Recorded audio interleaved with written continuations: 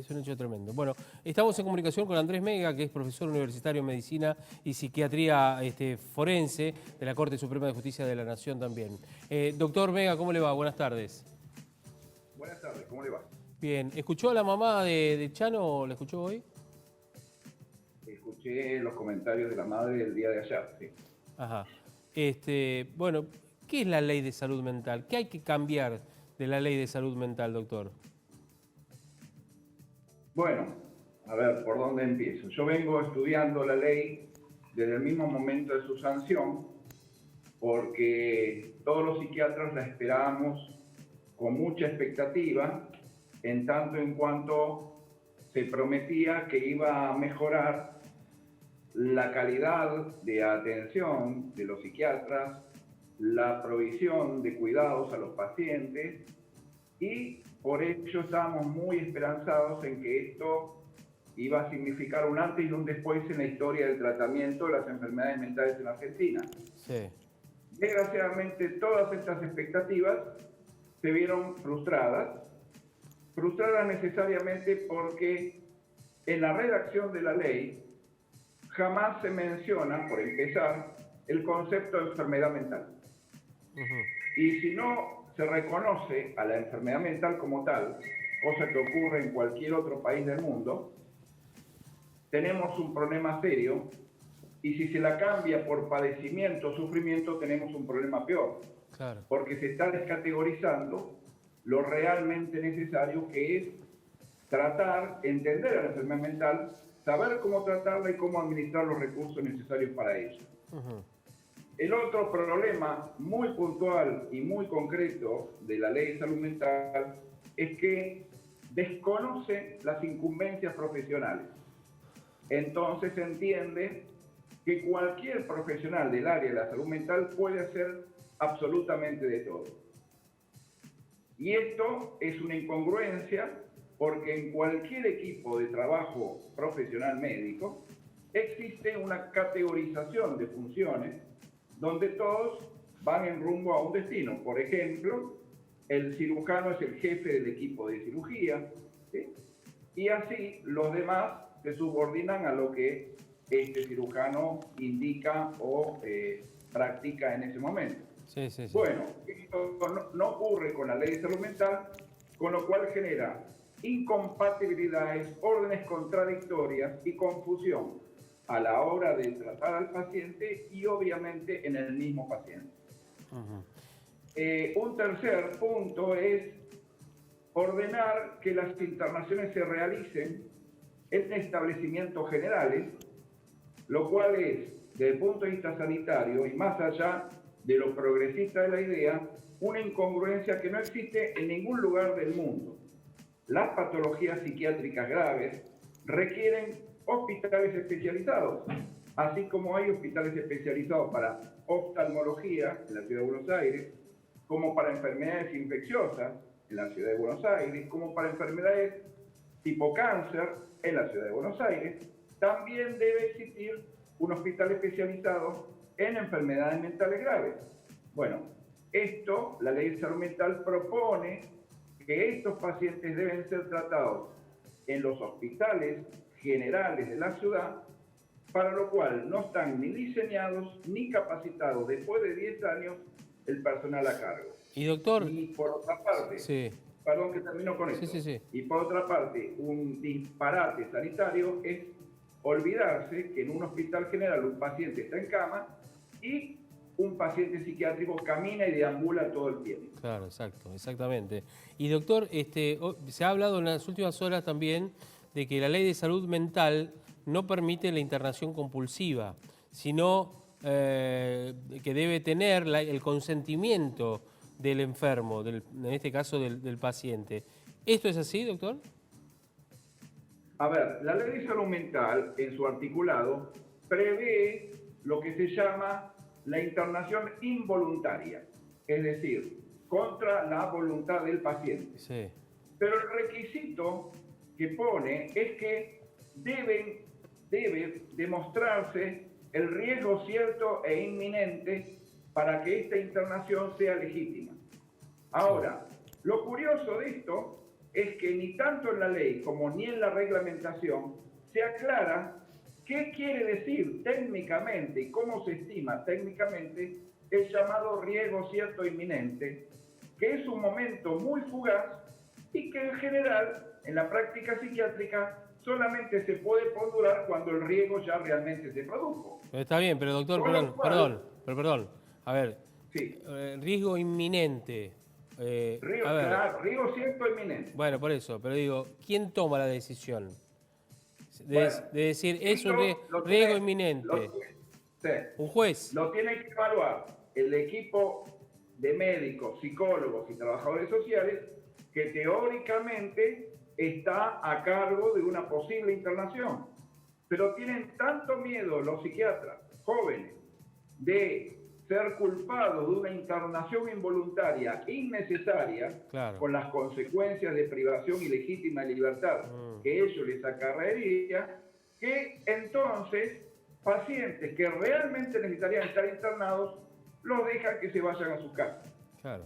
Y después, Por temores especialmente. y después si pasa, porque la ley es confusa Sí. en su redacción. y después si pasa algo, esa persona mata a alguien, el psiquiatra La responde culpa- por eso.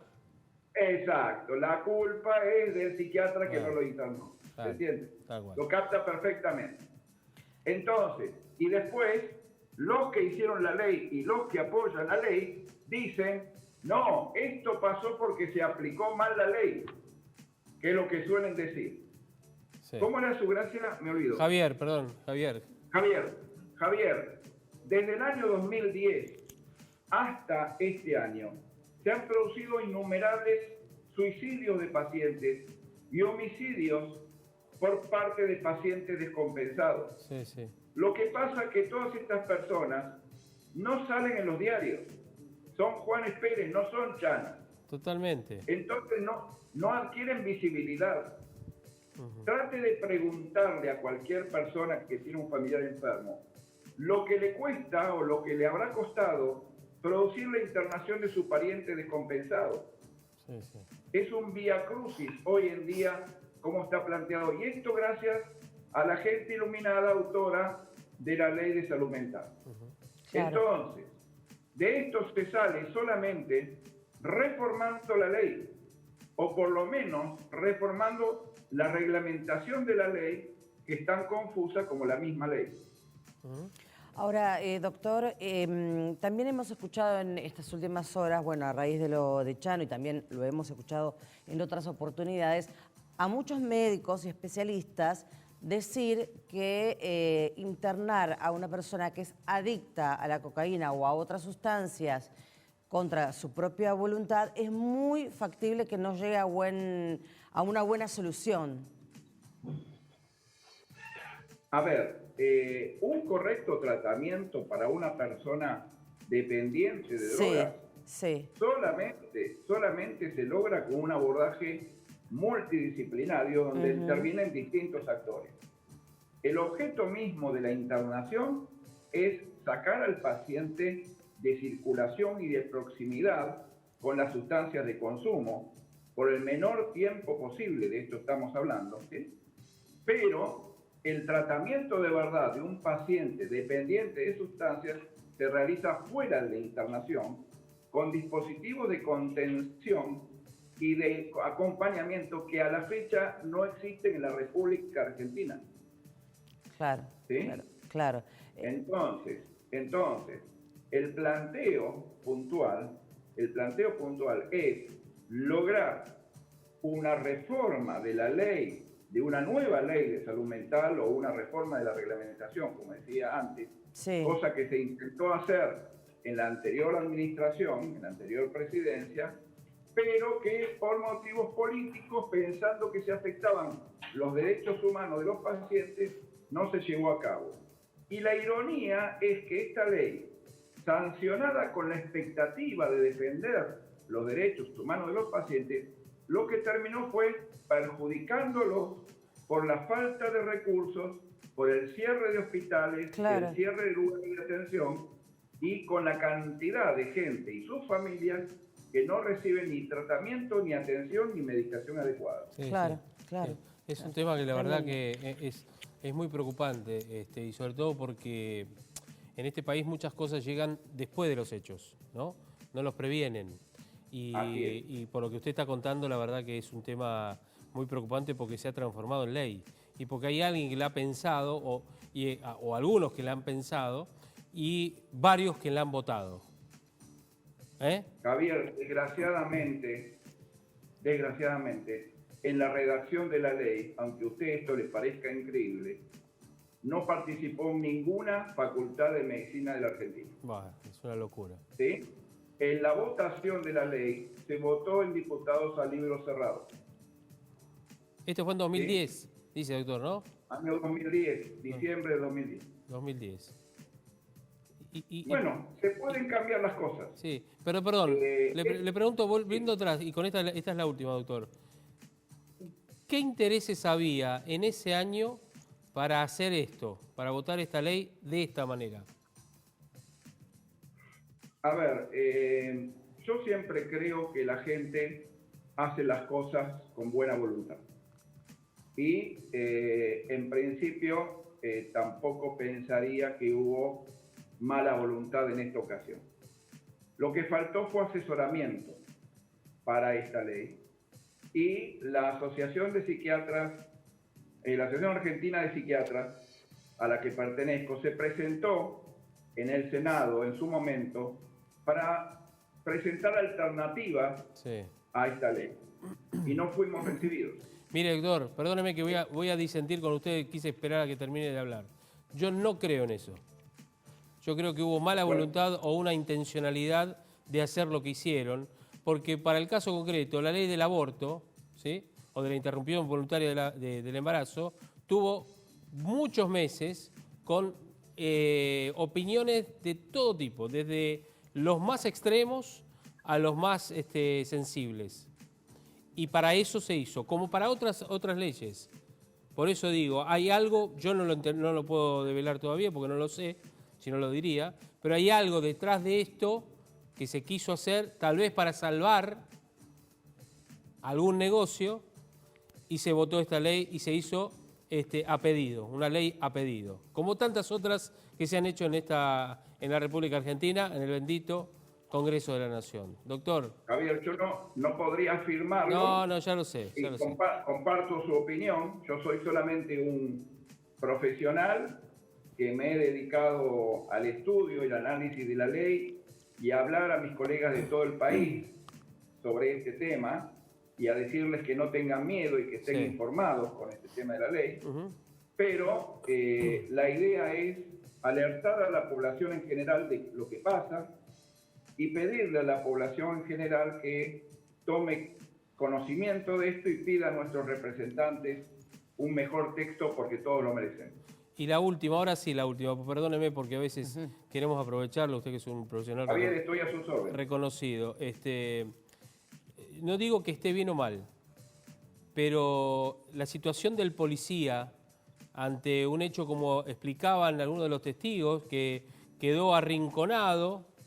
No arrinconado no quiere decir que esté contra una pared, no necesariamente tiene que ser, puede ser próximo con esa cuchilla y que el policía lo único que pudo hacer en ese momento, después de tratar de convencerlo, de hablar y decirle, sacar el arma y disparó una sola vez, no es que disparó varias veces como a veces vemos en algunos informes periodísticos en otras partes del mundo.